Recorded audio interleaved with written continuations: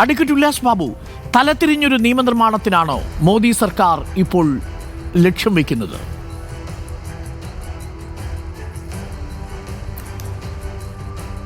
ബഹുമാനായ ശ്രീ അരുൺകുമാർ, എങ്ങനെയാണ് അങ്ങേക്ക് അതൊരു തലതിരിഞ്ഞ ഒരു നിയമമാണെന്ന് തോന്നാനുണ്ടായ കാരണം? അങ്ങ് പറഞ്ഞ ഇൻട്രോ പൂർണ്ണമായി കേട്ടില്ല, ഞാനിപ്പോൾ വന്നുള്ളൂ.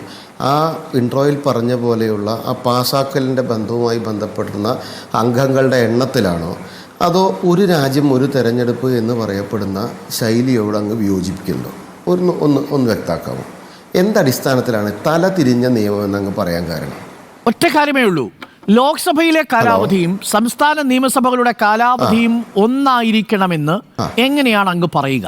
ഉദാഹരണത്തിന് 12 സംസ്ഥാനങ്ങളുടെ കാലാവധി 2028 കഴിയും. 2028 ഈ 12 സംസ്ഥാന നിയമസഭകൾ തെരഞ്ഞെടുപ്പിലേക്ക് പോകും. അതായത് 2029 മുതൽ ഈ നിയമം നടപ്പിലാക്കുകയാണെങ്കിൽ 1 വർഷം കാലയളവ് മാത്രമേ ആ 12 സംസ്ഥാനങ്ങൾക്ക് ഉണ്ടാവൂ. അത് സാധ്യമാണോ? അത് തലതിരിഞ്ഞതല്ലേ അങ്ങനൊരു നിയമനിർമ്മാണം? അല്ല, അതിനെങ്ങനെയാണ് ശ്രീ അരുൺകുമാർ തലതിരിഞ്ഞതാണെന്ന് പറയാം? നെഞ്ചിൽ കൈ വെച്ച് അങ്ങേക്ക് പറയാൻ പറ്റുമോ ഈ ഒരു തീരുമാനം തലതിരിഞ്ഞതാണെന്ന്? ഒരിക്കലുമല്ല. അങ്ങ് ഇപ്പോൾ ചോദിച്ച ഒരു ടെക്നിക്കൽ ഇഷ്യൂ ആണ്. ഒരു വിഷയത്തെ, നടന്നുകൊണ്ടിരിക്കുന്ന ഒരു പ്രവൃത്തിയെ നിർത്തിക്കൊണ്ട് ഒരു പുതിയൊരു ശൈലിയിലേക്ക് പോകുന്ന സമയത്ത് സ്വാഭാവികമായിട്ട് വരുന്നൊരു തീരുമാനങ്ങൾ എടുക്കേണ്ടി വരും.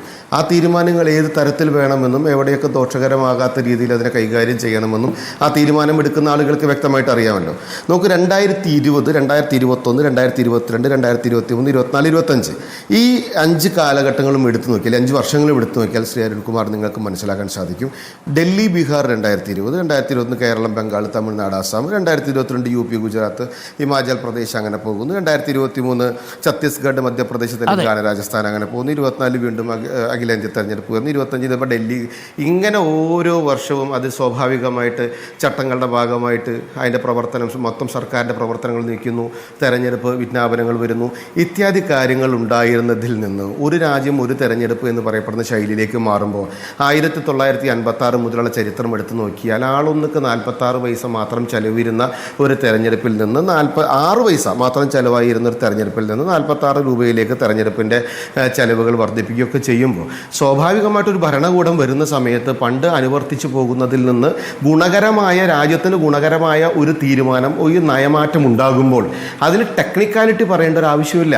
ഒരു സിസ്റ്റം കറക്റ്റ് ചെയ്യുന്ന സമയത്ത്, ഡീറെയിൽ ചെയ്യുന്ന സമയത്ത് ബാബു, നമ്മളുടെ സംസ്ഥാനങ്ങളിൽ പല സംസ്ഥാനങ്ങളിലും കൂട്ടുകക്ഷി ഭരണമാണ്. അവിശ്വാസ പ്രമേയം വന്നാൽ എന്ത് ചെയ്യും? കാലാവധി പൂർത്തിയാക്കും മുമ്പ് പിരിഞ്ഞു പോകേണ്ടി വന്നാൽ എന്ത് ചെയ്യും?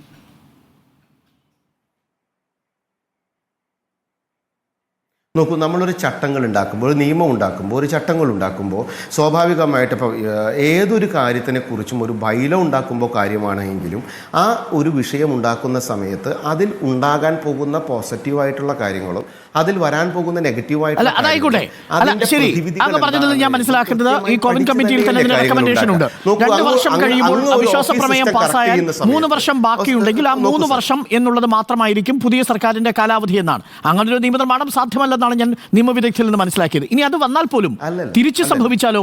ലോക്സഭയുടെ കാലാവധി 5 വർഷം പൂർത്തിയാക്കാൻ ഇപ്പോൾ TDP യോ JDU യോ പിൻവലിച്ചു കഴിഞ്ഞാൽ, ഉദാഹരണത്തിന് NDA സർക്കാർ ആദ്യത്തെ 1 വർഷം കഴിഞ്ഞ് പുറത്തുപോയാൽ ബാക്കി സംസ്ഥാനങ്ങൾ പിരിച്ചുവിടേണ്ടി വരില്ലേ?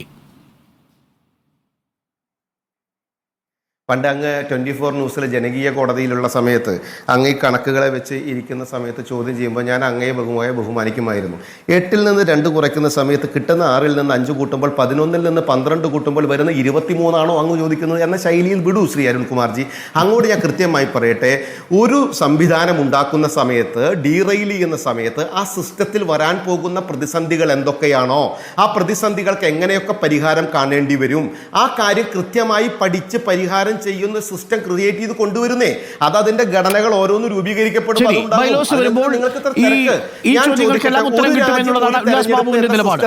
ബഹുമാനായിട്ടുള്ള ശ്രീ അരുൺകുമാർജിയെ അങ്ങ് എതിർക്കുന്നുണ്ടോ? ഒരു രാജ്യം ഒരു തെരഞ്ഞെടുപ്പ് എന്ന സിസ്റ്റത്തെ ബഹുമാനായ അരുൺകുമാർജി എതിർക്കുന്നുണ്ടോ? ഞാൻ എതിർക്കുന്നുണ്ട്. കാരണം നമ്മുടെ തിരഞ്ഞെടുപ്പുകൾ നടക്കുന്നത് ഓരോ സംസ്ഥാനത്തിന്റെയും പ്രാദേശിക വിഷയങ്ങൾ അനുസരിച്ചാണ് നിയമസഭയിലേക്ക് തെരഞ്ഞെടുപ്പ് നടക്കേണ്ടത്. ദേശീയ വിഷയങ്ങളുടെ അടിസ്ഥാനത്തിലാണ് ദേശീയ തിരഞ്ഞെടുപ്പ് നടക്കേണ്ടത്. മുനിസിപ്പാലിറ്റിയിലും ലോക്സഭയിലും തെരഞ്ഞെടുപ്പ് നടക്കേണ്ടത് പ്രാദേശികമായ വിഷയങ്ങളിൽ ഊന്നിയാവണം. അതല്ലേ നമ്മളുടെ ജനാധിപത്യത്തിന്റെ അന്തസത്ത. അതാത് കാലങ്ങളിൽ നടക്കുന്നത് കൊണ്ട് എന്താ തരക്കേട്?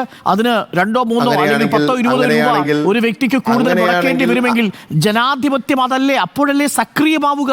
അഡ്വക്കേറ്റ് ഉല്ലാസ് ബാബു, മോദിയുടെ ചിത്രം കാണിച്ച് പഞ്ചായത്തിലെ വാർഡിലെ മെമ്പറെ തെരഞ്ഞെടുക്കേണ്ടി വരുന്ന അവസ്ഥയിലേക്ക് ഇന്ത്യൻ ജനാധിപത്യം പോകുന്നത് ശരിയാണോ?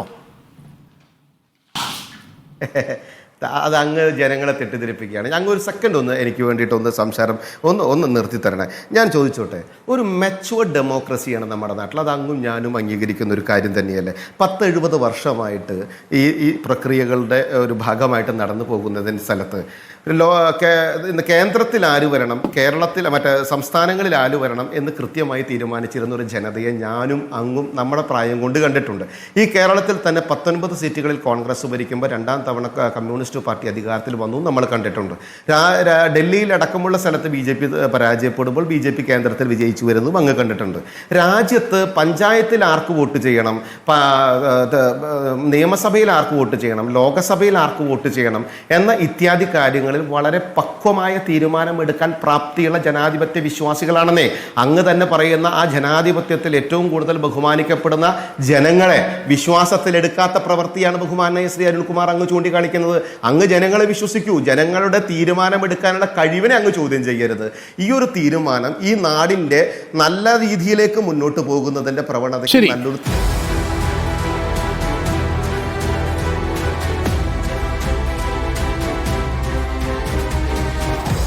Debate with Arun Kumar.